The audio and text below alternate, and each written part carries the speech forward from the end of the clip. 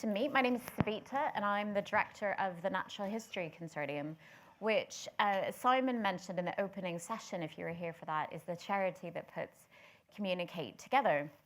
And as you can see, the consortium is a partnership. It's a partnership of 13 different organizations held together in one legal structure, working together to find innovative ways to connect people and nature. And we've been working on the Communicate conference since 2004. So it's really fantastic that you've now joined this community. This morning during the first session, I was actually watching from the live stream, so I didn't get to hear the answer when Simon asked who's been to Communicate before. Lots of people. So as you can see, this is a community that continues to grow and people continue to keep coming back. But lots of people ask me, where does the content for Communicate come from? How do you decide which sessions to do every year? And if you're new to the conference, you might not know the answer to that question, which is very much that the content comes from our community. We don't take session proposals. We don't have kind of a process for people writing in. But what we do is we take an entire year to ask people, what's coming across your desk? What feels really relevant? What are people talking about in the staff room or on social media? What does this community need to be talking about? And as part of that structure of the year, we also go and do 3 to 4 consultation sessions around the country in different places, which any of you would be really welcome to if you're interested in that and coming together to help us shape next year. So the kind of deal is we'll buy you a great lunch for 2 hours of your time to tell us what's coming across your desk, what should Communicate really be talking about. Every single year, the theme of partnerships comes up at those consultation sessions and people who email us throughout the year. And I don't think that's a surprise to anyone. And although there's 5 different things that you could be going to today, we've got an absolutely fabulous group here. So partnership is a really important thing for the sector.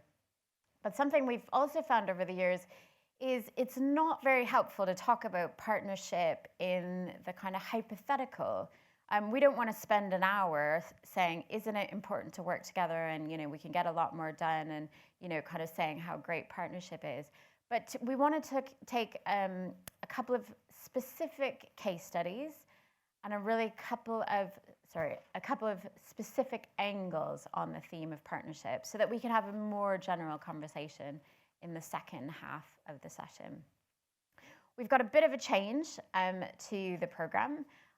We've got Drew from Heritage Lottery Fund. He's going to be speaking first about a project that we're involved with here in Bristol and that we're going to really hope to share with this community. He's going to tell us a partnership story from the national scale. And in the second half of the session, we were expecting to hear from Matt, who's CEO of Bug Life. And Matt, being climate conscious, was trying to get here by public transport, which let him down. There's a story in there somewhere. So luckily, we've got one of the trustees from Bug Life, Hayley, who's been actually producing our conference.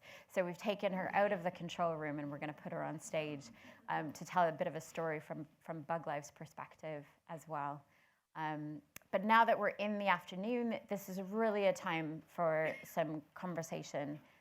So I know we're in a really frustrating fixed lecture hall kind of setup here, but we're really hoping that you can have a chance to speak to each other as well as to the people on the stage. And I think a lot of these conversations will continue in the next session, and if you're staying for drinks and dinner tonight. So that's enough of an introduction from me. It's a real pleasure to welcome Drew to the stage from Heritage Lottery Fund. I think Drew is coming here for his first Communicate conference, and it's really great to hear some thoughts on partnership. Yes, so my first ever Communicate. I've watched this from Twitter in the past and always been fascinated by it, so delighted to be here, and thank you for the opportunity to speak. So I do work for the National Lottery Heritage Fund, as it is now, new title, new branding, and I am a landscape architect by background, but I have a great job title of being the head of Land and Nature Policy UK, which basically means I have a responsibility for overseeing all our investments in land and nature. And from land and nature, I mean everything from parks, gardens, habitat, species, the marine environment, environmental sustainability, climate change, all of that falls within my portfolio for a UK-wide audience. So it's a fantastic brief and a fantastic job, but it is a bit mind-blowing at times when you're trying to get your heads around some of the things that we do. One of the things I wanted to say is that for those that don't know anything, and we used to be, until last March, we were the Heritage Lottery Fund, rebranded now, so we're the National Lottery Heritage Fund, to keep remembering to say it correctly. And we've invested over 8 billion, and actually next week is our 25th birthday. For land and nature, and a lot of people think, oh, we just invest in castles and museums and the built environment. Well, a quarter of our funding, so actually 1.7 billion, has gone to landscapes and nature, which I think far higher figure than many people probably think. And our investments do a huge amount, actually. And I was asked at a conference a few weeks ago, have we declared a climate emergency and what are we doing about it? Well, actually, a huge amount of the projects that we fund are dealing with climate issues. So a huge amount of projects are to do with natural solutions. So we've funded hundreds of acres of peat bog restorations, wetland meadows, tree planting galore, but also recycling of historic buildings, so all that embodied energy in buildings. So a lot of the stuff that we're already doing is absolutely bang on message for climate change. I think we've just been very poor at telling people about what we actually do. But one of the areas that I think is really interesting is that around partnerships. And for years, I ran a program called Landscape Partnerships, which I'm sure some of you will have known. And we stopped the program a couple of years ago. And I used to go around telling people all the time, you must work in partnership. It's really important you work in partnership so you can share resources, get a greater benefit of what you're doing. But now I've been running a project which took me 4 years to get off the ground, which is a massive partnership. And I've got to say, I now understand far more about partnerships than I did. And I feel terribly sorry for all those people I used to badger about, you must work in partnership. And I now know what it actually feels like. So the project I'm going to talk about is this one called Future Parks Accelerator, which actually launched in March this year. And this came out of a report that we did first in 2014 called the State of UK Public Parks. It's a research report we did, which basically looked at the state of public parks, urban public parks across the UK. And the reason we did it is we've invested nearly £1 billion in restoring public parks. So 900 parks across the UK. So in Bristol, it's places like Queen Square, Ashton Court, Blaze. Those are all projects that have had significant amounts of lottery funding. And our great concern was our research was showing that as non-statutory services, the budgets for those projects are just disappearing. And the problem we have is projects that are finishing now, there's no maintenance to look after them, so we're instantly seeing projects fail. So we actually thought, well, we need to do something about that because the system seems to be broken in some way. And it really struck home to me. I went to a project in Newcastle where not meant to have said where it was, sorry. I went to an anonymous project where we'd funded a project, £1.2 million to restore a park. It had completed 3 years earlier. And I walked around thinking this park could really do with an investment of about £2 million to sort out all the vandalism, the damage, all the things that were going wrong with that site. So our previous investment model was that we would focus on a single site, restore it, give it back to the council, and they would carry on and maintain it. But it was a bit, what we were actually effectively doing was creating amazing projects that just had no maintenance future. It was a broken model. So we decided what we needed to do was look at whole places, whole cities, whole counties, and come up with a better way that we could ensure that urban green space was going to be properly managed and looked after in the future. So our new approach is to look at entire what we call green space estates of cities. And this is a whole new world for us. Traditionally, and I'm sure, who here has been involved in a Heritage Lottery funded project? So most of you have been. And then what you'll be familiar with is that we give you a grant and then we sit back in an office and we monitor it and we just make sure that you've done the right thing, and then you do an evaluation report which you send back to us. We sometimes read, sorry Kate, but we sometimes, yeah, I know, it's not good. And then we hopefully learn by that process to hopefully then support better projects in future. So we thought there must be, for dealing with whole green space estates, there must be a better way of doing this. And we thought, well, actually what's needed is local authorities don't just need money to try and help them through this problem, but they actually need a whole bunch of new skills that a lot of them just don't have access to. So many park managers or park rangers or whatever, a bit like rabbits in headlights. They're sat in their offices responding to the day-to-day, clearing up dog poo and picking up litter, not able to think, actually, what do we want our parks to look like in 25 years' time? So what we thought we needed to do was to both come up with an investment package, so money, but also a whole set of skills and support that could enable them to think more visionary about how their parks might change. And the solution was the National Trust. A colleague called Ellie Robinson, I'm guessing there are a few National Trust staff here, because I think I saw quite a few on the list. So Ellie Robinson, who's kind of my equivalent in the National Trust, was also looking at the new National Trust strategy, Playing Our Part, which talks about Octavia Hill and her vision that she was brought up in London, and she passionately believed that everybody should have access to clean, fresh, green space. And it's interesting that the National Trust, in their strategy, have looked back at actually, well, yes, we should be supporting the country estates and the country homes, but actually we need to be doing more for our urban populations where most people live and helping people improve their daily lives.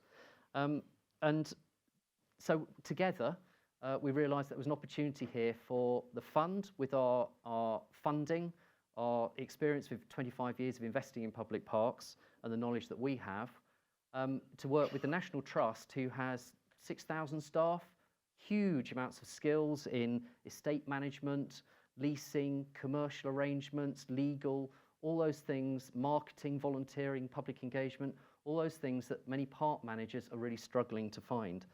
So the solution was that we created the program called Future Parks Accelerator, which has about £6 million of national lottery funding, which we award through grants, and £5 million worth of, if you like, human capital, which comes from the National Trust. And that's the National Trust staff bringing their skills to free to work with local authorities. What we decided to do to keep things fair was that we launched the programme at the end of last year in open competition, because as a lottery funder, we have to be very open in how we fund. We had 81 cities or places came forward for funding. We were able to actually, in the end, support 8 of those. So what's great is we know there is a huge demand to do more of this type of work. But we selected 8 places that were ambitious, forward-thinking, really keen to share their learning more broadly, to act as the kind of pioneers for the other 400 local authorities across the UK that are all struggling to do the same kind of thing. And you don't have to remember, this won't test you, but the places that we picked are Edinburgh, Nottingham, Islington and Camden, working together, Cambridgeshire, that's the whole county of Cambridgeshire, so Peterborough, Cambridge and all the districts, Plymouth, Bournemouth, Birmingham and here in Bristol. And all those places came forward and said, we want to create a new vision for parks as to how they should be funded, managed, and how they should deliver social benefit for the next 25 years. And that's basically what the project is going to do. So it's about trying to think how parks might look in 25 years' time. It was also brilliant that we managed to actually get some money out of the Ministry of Housing and Local Government, which for parks is quite an achievement. So they've actually given us 1.2 million, which has also gone into the pot. So we've created a legal agreement between ourselves and the National Trust, which sets out which of each of those partners will deliver. We've created a 10-strong team that's jointly funded. So we've taken staff and seconded them into this team that kind of sits between the fund and the National Trust. And instead of us managing a grant in that we give money and we sit back and look, we've embedded account managers within those individual projects. So we have a member of staff who has just 3 projects instead of our case officers normally have up to 100. One member of staff will be working in 3 places to challenge, support and call in resources to help those people through that transformational process. So for us, it's a completely different way of working. And for the Trust, also a very different way of working for them in that they're working off their own land.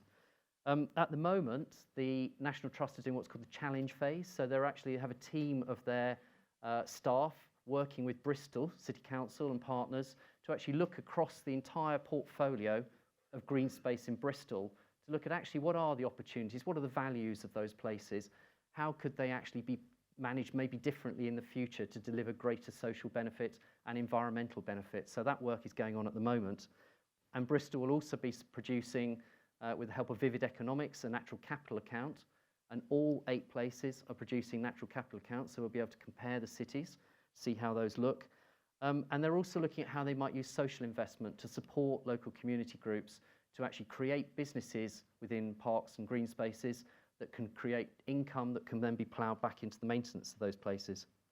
So it's pretty unique in that we have the UK's largest funder of urban green space, government, which traditionally hasn't been brilliant on parks, actually coming in and supporting us, and one of the UK's largest charities. So all three of us have slightly different drivers to be involved in this, and it has been quite interesting looking at how those three organisations come together to work on this. The 8 projects are all very different.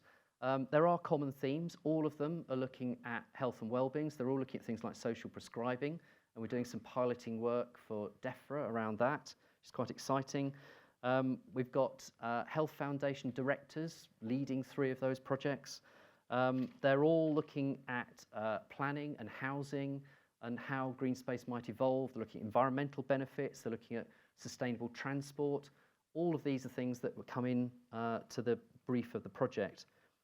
So just think about the advantages of working in partnership.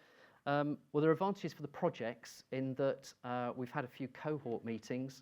What's brilliant is we've had park managers saying it's the first time that they've all ever sat together in a room, been positive about the future for public parks, and are all, if you like, motivating and inspiring each other, which is really exciting.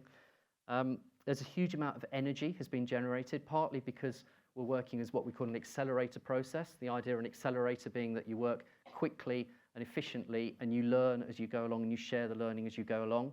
And the reason we're doing it as an accelerator is that we need to do this fast, because as I said, there's another 400 local authorities who are just sat there waiting to see what happens and desperately in need of help. There's a huge amount of knowledge and skill sharing already. So we've had really good discussions about things like climate change, and interestingly, all 8 places have declared climate change emergencies, and none of them know what it actually means for urban green estate in the cities. So we're hopefully going to work with them to try and get their heads around that. And the most important thing is that the grant funding, and each place has had about 800,000, has allowed the staff that were there, rabbits in headlights, to create some headspace to actually think about the problems that they're faced with. So they've been able to bring in new people who can literally just focus on this one task. Or they've managed to bring people in to take over their day jobs so that they can go away and actually focus on the task in hand, which again I think is really, really exciting. We've had challenges. I think one of the greatest challenges that we have is suspicion. Why is the National Lottery getting into bed with the National Trust? How did that come about, and why has that happened? We've had to explain that. We've had challenges to why are we taking the pressure off government by saying, well, we will help to try and find solutions for parks and green spaces. Parks and green spaces should be paid for by tax, and a lot of people thinking actually local authorities have so many different things they have to fund, it's inevitably that some things are going to fall off the end, and parks and green spaces, unfortunately, is that way. And we could just stand by and watch it happen, but we think actually we need to try and help create solutions. It has been a far more complex programme than I ever thought to set up. So it's taken 4 years to actually get the thing off the ground, and that's partly for both the National Trust and ourselves. This is a new way of working, and it's taken a lot of convincing as to why we need to do things differently. But I think what's really exciting is that from everything from HR to IT to our legal systems to how we manage grants, we are now, learning is coming from that, and that's being embedded back into our grant programs. So I'm pretty sure that you will start seeing changes in the way the fund operates as a result of having been involved in this project. I think that's really exciting stuff. And then I think there's also been a change in people's appetite for risk, in that this is a risky programme. We've been working on another one called Rethinking Parks, which is also an innovation programme for parks. Not all projects succeed. We have 8 projects here. Not all of them will succeed. They'll all get to different points in the process, but just going through that process has generated learning. So in our views, that's been worth funding and an important thing to have done. I would rather people tried and tested stuff in if you like, an experimental way and record the learning rather than just shooting off in a particular direction, which is what a lot of local authorities are doing at the moment. The programme is due to come to the end in May 2021, so we're literally just kind of at the starting process. And we always saw this was going to be a long-term thing, and one of the things that we're thinking about is actually where this might go in the future. Is it just a programme that we run till May 2021, or is this something that actually we might carry on, set up a social enterprise and do something differently in the future? And we've been allowed to think like that at the moment by our respective chief executive, so it's quite exciting. But all of this relies on government also giving us more support. So as a lottery funder, and we're set up to fund additionality, one of the things that we've said all along is that we will help initially to set this up, but there is a massive role here for government, and they're not off the hook. We actually need them to help support us and to try and scale this up so that we can help more local authorities through the process. So it's been a really exciting project to work on. So we're really early days. I personally have learnt a huge amount from working both with the government team and also with the National Trust. So I would now recommend partnerships, but I fully understand now the pain, the heartache, and the depth of work involved in setting partnerships up. Thank you. Sorry, and I forgot to go through the slides. Can I just very quickly, sorry. Sorry, I've totally forgot to go through the slides. This was just to explain this diagram here, which we used at the outset. This is where a lot of parks are. And parks are all in different places, so the black bars slide. But generally, we're saying at the moment, parks are on the left-hand side of that diagram, so it's kind of a maintenance mindset. Now, you pay and you just maintain stuff. So you cut the grass, you make sure that the place looks okay, it's tidy. But what we're seeing is cafes closing down, and that money is basically just coming in from the town halls and disappearing into maintenance. Our objective is to move to a more sustainable approach so that we start shifting stuff to this side of the sliders. So we have people empowered, we have social entrepreneurs coming into parks. We see it as essential civic infrastructure, not liabilities, as parks are seen at the moment. We see it as a civic responsibility, not a state responsibility. So there's a huge amount here in shifting people's understanding of the way parks work, and that's what a lot of the projects are really focused on. This is a brilliant project we funded down in Brighton. This is what we want parks to look like: be green, friendly, really well looked after, and actually really valued by the local people. So sorry, I completely forgot to flick through the slides. But, and there we go. Follow me on Twitter and send me any questions if you have any that I can't answer. Thank you very much. Thank you. Do you want to come up for a quick, Drew, do you want to come up for a quick chat before we go to our next? I think that's great presenting when you just forget about the slides, when we're always so reliant on slides. I mentioned before Drew spoke that the Natural History Consortium were involved with the project here in Bristol from that kind of learning and evaluation point. But our real interest was thinking about this community that we had. And I'm really interested in, we're here in Bristol, but all those other cities that aren't part of this project and all the organizations that are not part of this project. So we've really set ourselves the challenge as learning partners for the Bristol project to try to capture that learning in really innovative ways and to spin it out through the Communicate community. We all know that those big reports are not necessarily the things, although they look great on the shelf and they look great in your email inbox. But we want to try some really different ways of capturing what we do here and also creating a bit of a learning cohort. So if that's something that you're interested in, whether you're working in parks and green spaces or not, do keep in touch with us about that. But handing over to you, Drew, I really appreciate you saying about some of your personal views on partnership and how that's changed, as well as the organisation as well. Do you think that will kind of change your practice going forward, working with other organisations? I think so. It's interesting that I think this venture with the National Trust is the largest venture of this type that the fund has ever done. So we've had small scale things, but they've been tended to be very much project focused. And I think there's a realisation here that actually, as a fund, whilst we have, we'll say 1.2 billion over the next 5 years, which sounds massive, actually there is so much to be done and demand is so high that we need to find more efficient ways of working. So certainly in our new strategy, which came out in March, there's far more about working in partnership, working collaboratively, using our funding as leverage. So I think what's exciting about this is we've put in initially 5 million, it's now 6 million. That's brought in the 5 million from the National Trust in Resource. It's brought in 1.2 million from CLG, and it's brought another 3 million in from the Access Foundation to support social enterprises. So already we've grown that pot, and I think that's what we're after, is finding ways that we can just use our money in a more sensible way. Okay, well, one more question from me, and then I'm going to just see if there's any thoughts from the audience. So you've probably met lots of organisations in this sector and beyond. Do you think the environmental sector is good at working in partnership? It's interesting because I'm one of 3 people in our organisation that represents the sector. So I have a colleague deals with the built environment and regeneration, another colleague deals with museums, libraries and archives. and the nature sector is the smallest sector that we work with. So the number of organisations we fund in the nature sector is around 120. If you look at museums, it's up in the thousands. If you look at the built environment, it's up in the thousands. So we're actually a fairly small sector. And one of the biggest problems that I have is that we have a new priority. So in our new strategic framework, we said we want, so from consultation with players, with the public and with stakeholders, we had two key priorities came forward for the next 5 years. One is communities and the other is land and nature, which, you know, absolutely responds to all the stuff we heard this morning about Greta Thunberg, Extinction Rebellion. Everybody thinks actually land and nature is a really good use of lottery funding. So that's incredibly important. But if you look at the sector, one of the greatest challenges I have, and not to be repeated outside this room, is, you know, I want to see as much money go to land and nature projects over the next 5 years as I can possibly help happen. But we're limited by the size of the sector. So if you want to deliver, you know, a big project over £1 million, there's actually relatively few organisations within the land and nature sector capable of doing that. So we need to grow the capacity. And quite often it's working in partnership is the way to do that. So I'm sure a lot of you will have come across the Back from the Brink project.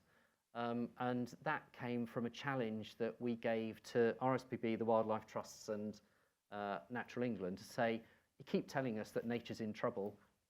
We need some really big, ambitious projects that we can support that will actually be game changers, which I think Back from the Brink, you know, is hopefully achieving that.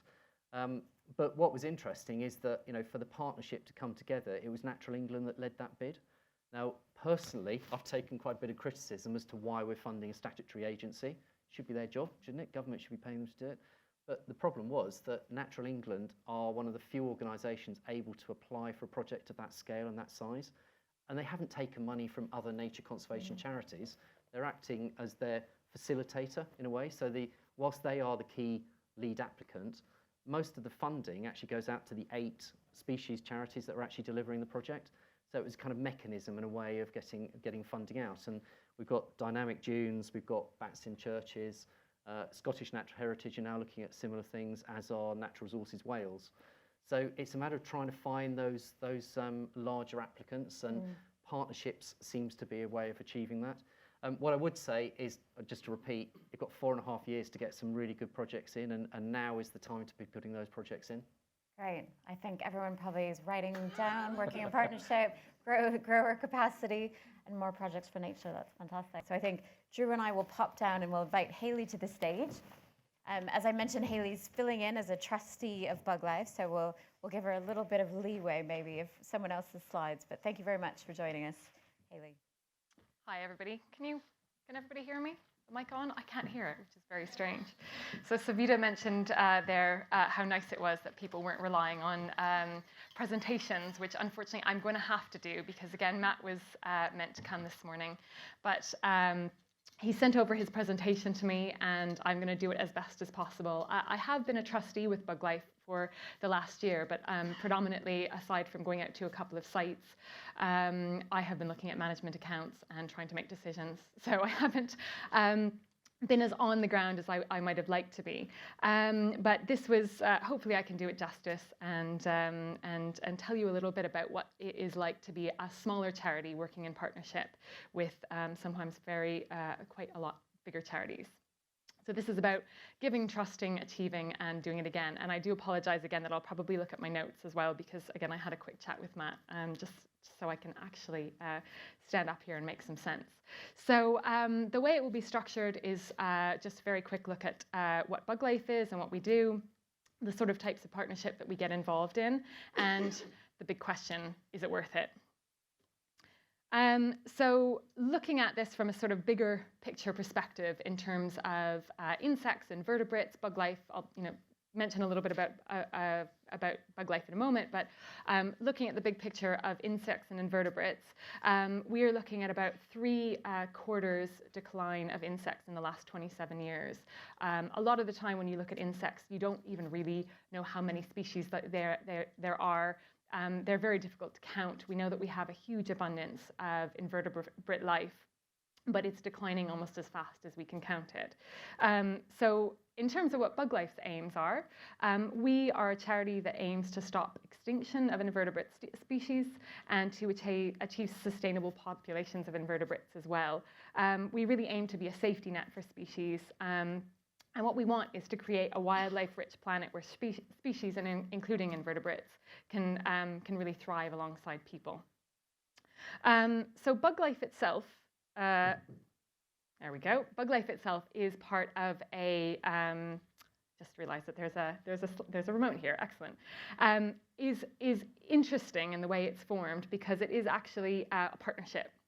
It has a number of different membership organizations that can join up, and we will essentially give our knowledge, our expertise, and our help to these organizations who want to achieve their own goals. And as you can see, there's quite a variety of different organizations there, from ones that are a little bit more familiar, like Plant Life, the Wildlife Trust, and RSPB, but also others that are a little bit smaller, quite specialist, and some of them which are international as well. And our reason for being sort of having this sort of membership organization structure is because we want to foster partnership between species as well as organizations. So even though we don't necessarily have a very, very specific goal of insects, our other organizations might not have this specific goal, we are aiming for the greater good, and we're aiming for better things to happen together. So we sort of see ourselves as an organization speaking on behalf of invertebrates and representing them and building this sort of pathway for a sustainable future in this way. But there are all these other organizations that can help, and vice versa. Now, the big question is that, or the big thing is that we're always willing to give our time and effort, and we do hope that other organizations will do the same when we need them and when we hope to call on them. And I'll come back to that a little bit later in the presentation. So in terms of bug life structure, these are our employees. We've got about 20 to 30 employees. So when it comes to building a path to a sustainable future, we're really not going to achieve that on our own. And to be honest with you, even if we looked at the G20 or a massive organization, when we're looking at improving things, improving a better path, stopping climate change, it's just it's something we have to do on an absolutely massive scale. So from that perspective, partnership is really, really vital. So I'm going to talk through a couple of the different partnerships that Bug Life is involved in. The first one is quite a narrow and very specific partnership called Not Cool, which is up in Scotland. And Not Cool is trying to stop a golf course from being created on the only habitat of the Fonseca seed fly. And the challenge, so this is the only place in the world that this fly exists, and it might seem very small, and it might seem just like one simple fly, but again, with invertebrates being the backbone of our planet, it is really crucial that we think anyway that we preserve these habitats. So this again is a bit of a different partnership because of the fact it's quite specific in its aims.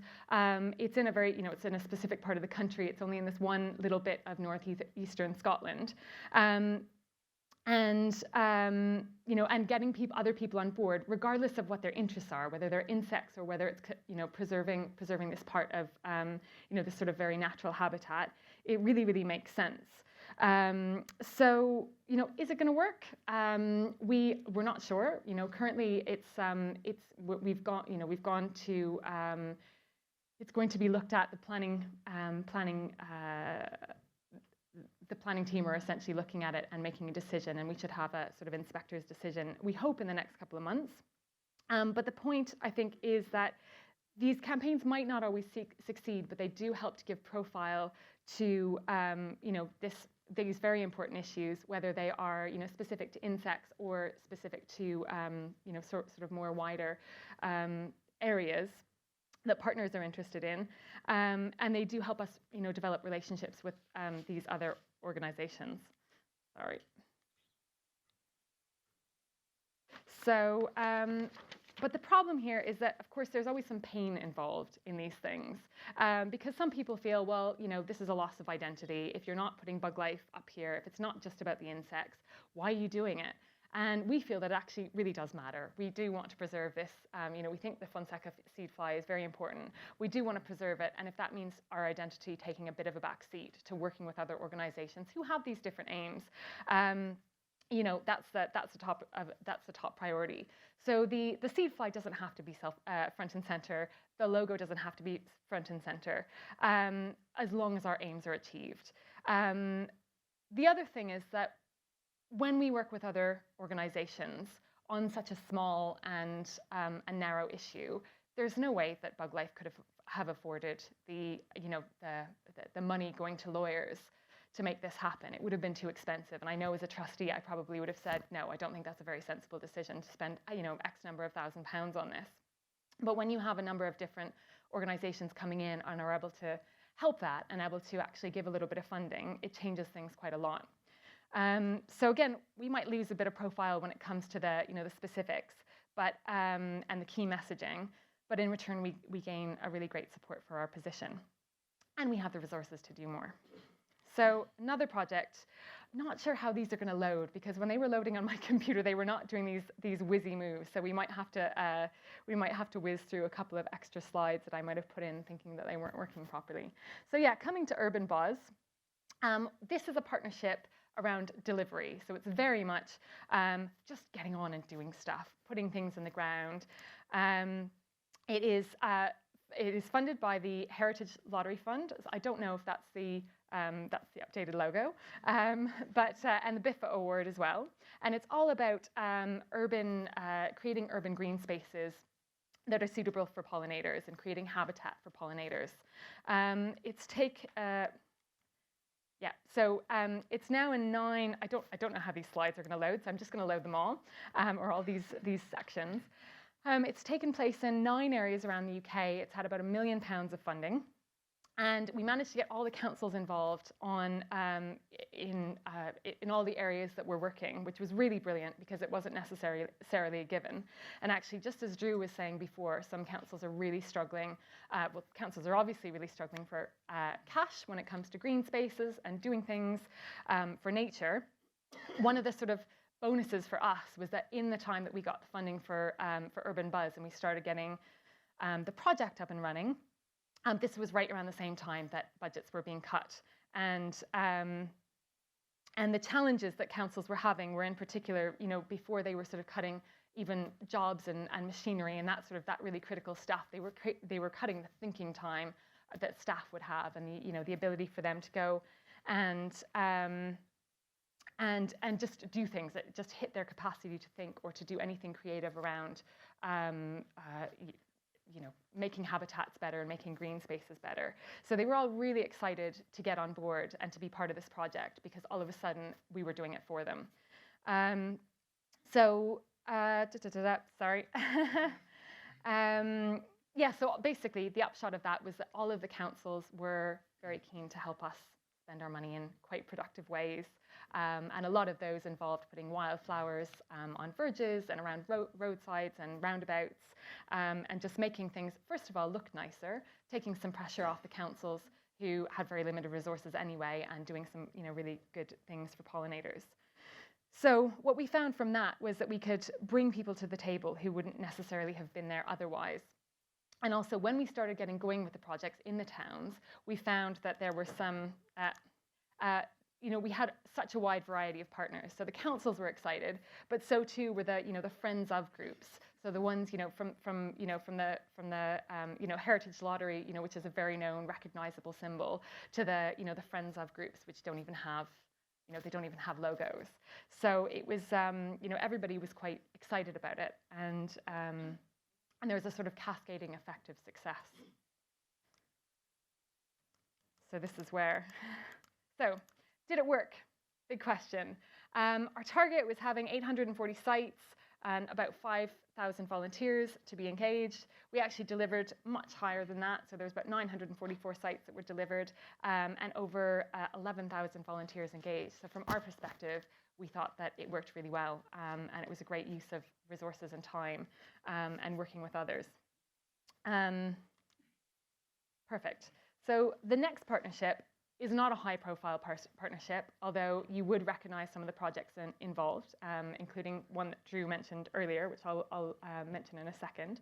But this is Rethink Nature, and Rethink Nature is a very small charity, or not charity, sorry, it's a very small partnership that is made up of the organizations on the screen. And it is, again, it's probably one that's more behind the scenes. It does the thinking of a lot of these sort of, bigger projects that take place, such as, I don't know how these are going. This is the first time that I've seen this. Yeah, having some trouble here.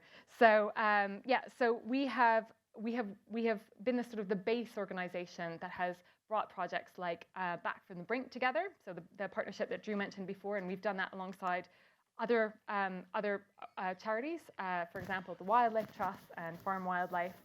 We've worked obviously with Natural England and the Heritage Lottery Fund and the People's Postcode Lottery to make that happen. So we've been the sort of thinking arm behind Back to the Brink,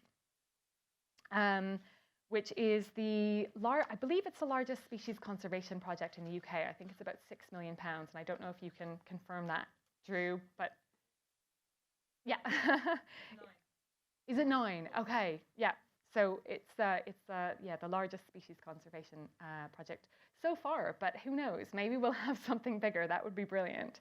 So Rethink Nature manage all of these projects, but from the members' point of view, it actually brings quite a lot to the organizations.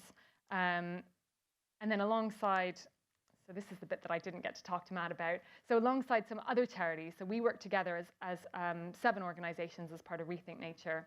And then alongside other organizations, we equally form, we form Back from the Brink, and we also work on a species championship project, which sees about 50 MPs stand up for species and basically be activists and proactive on trying to save different species. So, and I can say as well, I've been to a few events as a trustee of Bug Life for Rethink Nature. We had a wonderful trustee day a couple of months ago, and heard Tony Juniper talk and Marion Spain from Natural England. Had some really good sessions on how to increase diversity amongst the board in boards of charitable organisations. And I think from that perspective, again, sort of harking back to my earlier point, that you can actually achieve a whole lot more as a partnership than you can just as one organisation, because I'm fairly certain that wouldn't have happened, much as Bug Life would have wanted it to happen, if it was just working on its own. So I'm going to skip over this bit because I feel like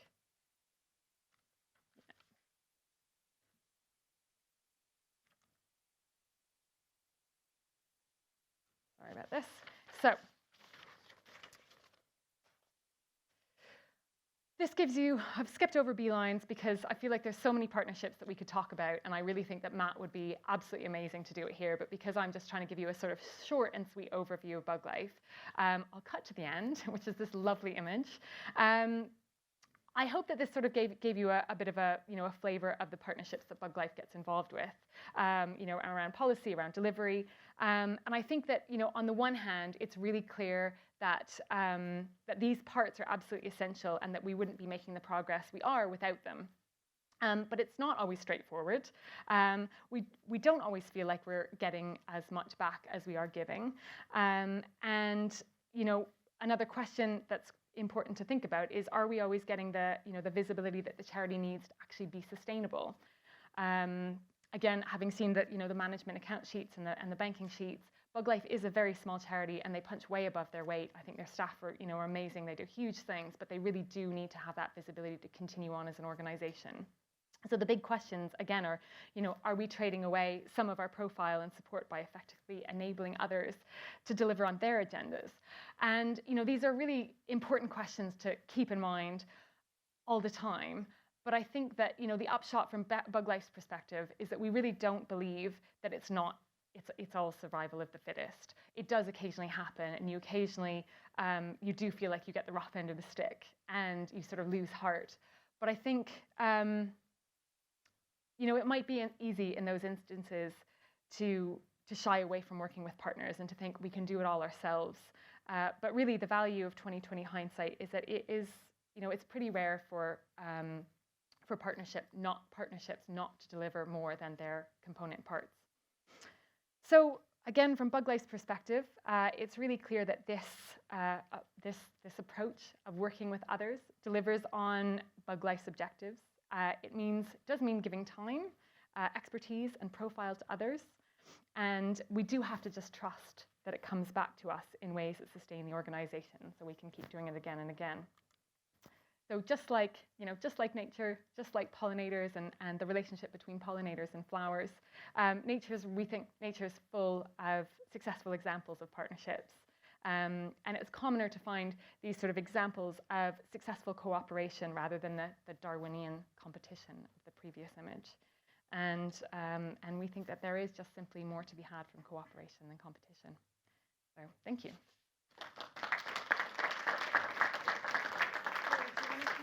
Sit here.